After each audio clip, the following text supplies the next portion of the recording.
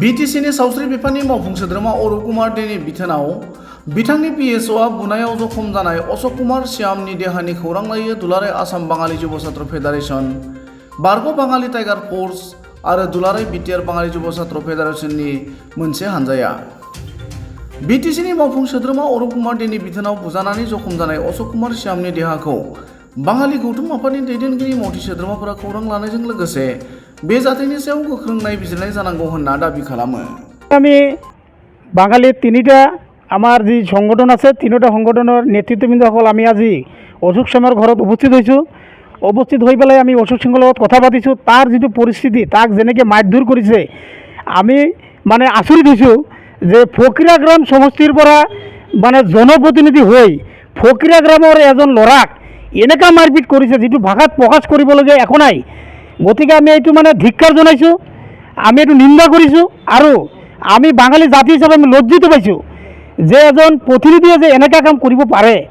গতিকে আমি চৰকাৰ তথা প্ৰশাসনক আমি এইটোৱে অনুৰোধ জনাম যে এই বস্তুটো তদন্ত কৰি যি দোষী তাক কঠোৰ শাস্তি দিব লাগে আৰু যিয়ে কামটো কৰিছে আৰু কোনে সিহঁতক মানে অৰ্ডাৰ দিছে কামটো কৰিবলৈ আৰু তাৰ ওপৰত কোনে মানে হাত ঘূৰাই আছে এই বস্তুটো ওলাব লাগে আৰু যিসকলে মানে এইটো কাম কৰিছে সিহঁতৰ মানে এনেকুৱা পৰিস্থিতি কৰিব লাগে যে ভৱিষ্যতে যাতে এনেকুৱা কাম কৰিব নোৱাৰে।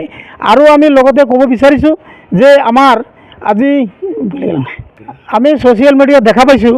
গতিকে এইটো লৈ আমি মানে কি ক'ম, আমি মানে এইটোও লৈ মানে লজ্জিত যে আমাৰ বিটিএডি এৰিয়াত এজন ইএমৰ যদি এনেকুৱা বস্তু এটা ওলায়, আমাৰ মা বোন যি আছে, আমাৰ যে মানে যিবিলাক মানে আমাৰ মহিলা মানুহ আছে সিহঁতে সুৰক্ষিত নহয় বুলি মানে প্ৰমাণিত হৈ আছে। গতিকে এই মানে বিষয়বস্তুটোৰ ওপৰতো মানে সঠিক তদন্ত হ'ব লাগে আৰু দোষীক উপযুক্ত শাস্তি দিব লাগে, এইটো আমি কামনা কৰিছোঁ। ধন্যবাদ।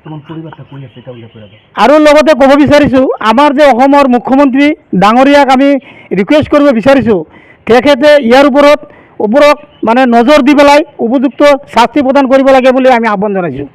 6 তাৰিখ যেটো ঘটনা হ'ল, এই ঘটনা ফাৰ্ষ্ট টাইম আমি মানে তীব্ৰ ভাষাৰে গৰিহণা দিছোঁ আৰ যেটো দোষী তাক ইমিডিয়েট একদম শাস্তি প্ৰদান কৰিব লাগে, তেখেতক জেলত প্ৰেৰণ কৰিব লাগে।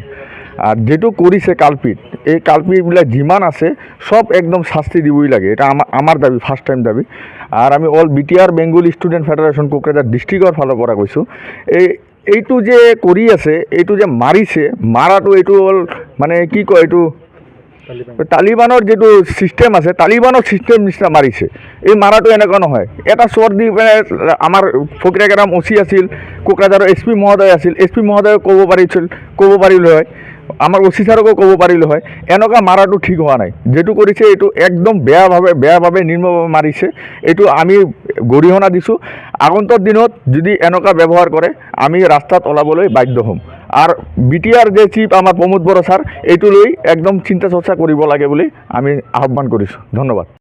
সদৌ অসম বাঙালী যুৱ ছাত্ৰ ফেডাৰেশ্যনৰ 2টা গোট আৰু আমাৰ বিটিআৰ ফেডাৰেশ্যনৰ এটা গোট, আমি সকলোৱে ঐক্যবদ্ধভাৱে আমাৰ এই ফকিৰাগ্ৰাম নিবাসী অশোক শ্যামৰ ঘৰত আজি আমাৰ এটা সজাতিৰ দল তেখেতৰ ঘৰত উপস্থিত হৈ যে এই অশোক শ্যাম ডাঙৰীয়াক যোৱা কেইদিনমান আগতে আমাৰ বিটিআৰ EM ডাঙৰীয়াৰ নেতৃত্বত যি আমাৰ নিৰ্মমভাৱে তেখেতক মানে আক্ৰমণ কৰিছিলে বা মাৰিছিলে, তাক আমি চোৱা চিতাৰ বাবে বা তাৰ পৰিস্থিতিৰ বুজ ল'বলৈ বাবে আমি তাৰ ঘৰত আজি আহিছোঁ আৰু আমি দেখিছোঁ যে এই ল'ৰাজনক অতি নিৰ্মমভাৱে তেখেতক মাৰিছে। এই ধৰণৰ মাৰপিটক আমি ধিক্কাৰ জনাইছোঁ, তীব্ৰ ভাষাৰে নিন্দা কৰিছোঁ আৰু আমি ফকিৰাগ্ৰামবাসী হৈ বা আমি বাঙালী যুৱ ছাত্ৰ ফেডাৰেশ্যন হৈ আমি খুব লাজ পাইছোঁ বা আমি লজ্জিত, কাৰণ আমাৰ অঞ্চলৰ জনপ্ৰতিনিধি, বাঙালী জনপ্ৰতিনিধি হৈ এজন বাঙালী ল'ৰাক এনেদৰে প্ৰহাৰ কৰিছে।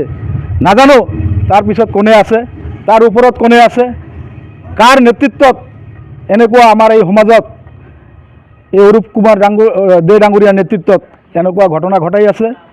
আমি ধিক্কাৰ জনাইছোঁ। লগতে আমি অসমৰ ডাইনামিক লিডাৰ আমাৰ সকলৰ শ্ৰদ্ধাৰ মুখ্যমন্ত্ৰী ডাঙৰীয়াক আমি অনুৰোধ কৰিছোঁ এই ধৰণৰ জনপ্ৰতিনিধি আমাৰ ইয়াত নালাগে, তেখেতক অতি শীঘ্ৰে নাকি লগাবলৈ আমি আহ্বান জনাইছোঁ। প্ৰথমতে আমি শুনা পালোঁ যে যোৱা 9 তাৰিখে এই অশোক সেন নামৰ মানুহজনৰ লগত এজন জনপ্ৰতিনিধি, ফকীৰা গ্ৰামৰে জনপ্ৰতিনিধি, যাক এই ফকীৰা গ্ৰামৰ জনতাই বহুমূল্য মতদান কৰি ভোট দি পেলাই এই মানুহজনক জনপ্ৰতিনিধি বনাইছে।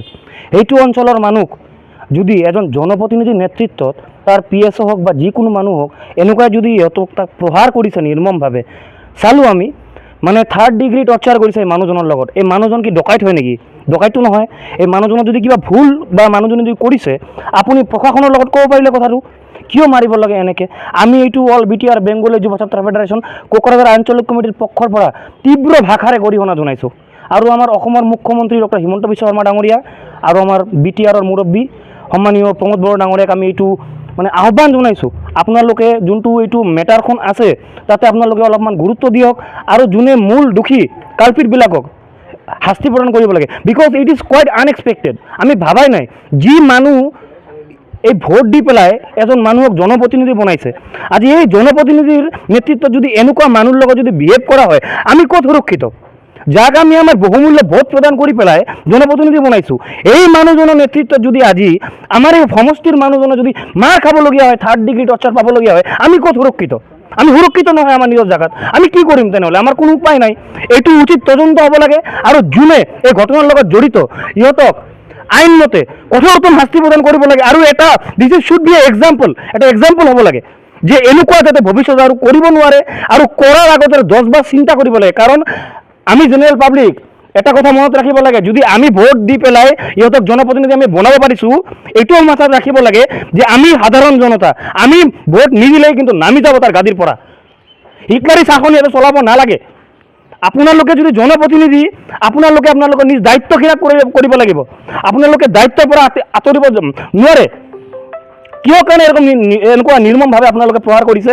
যদি মানুহজন যদি কিবা ভুল কৰিছে, প্ৰশাসন আছে আমাৰ, OC ছাৰক জনাব পাৰিলে হয়, SP ছাৰক জনাব পাৰিলে, প্ৰশাসন আছে আমাৰ।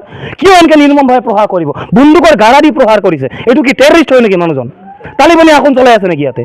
চ' মই ৰিকুৱেষ্ট কৰি আছোঁ আমাৰ অসমৰ মাননীয় মুখ্যমন্ত্ৰী ডক্টৰ হিমন্ত বিশ্ব শৰ্মা ডাঙৰীয়া আৰু আমাৰ BTRৰ মুৰব্বী প্ৰমোদ বড়ো ডাঙৰীয়াক, এইটো অনতিপলমে আপোনালোকে এই বস্তুটো সমাধানটো ওলাওক। যোনে মূল দোষী আছে এই মানুহজন, এই যিকেইটা মানুহ আছে ইহঁতক ডিটেইন কৰিব লাগে আপোনালোকৰ ইমিডিয়েটলি, আৰু এই মানুহজনক ন্যায় প্ৰদান কৰিব লাগে। অন্যথা আমি চুপে বহি থাকোঁ, আমি কাকো লগত একো কোৱা নাই বা একো নকওঁ, কিন্তু এনেকুৱা যদি অত্যাচাৰ আমাৰ লগত চলি থাকে আমি সহ্য নকৰোঁ। অন্যথা আমি গণতান্ত্ৰিক প্ৰক্ৰিয়াৰে আন্দোলন কৰাৰ কাৰণে বাধ্য হ'ম।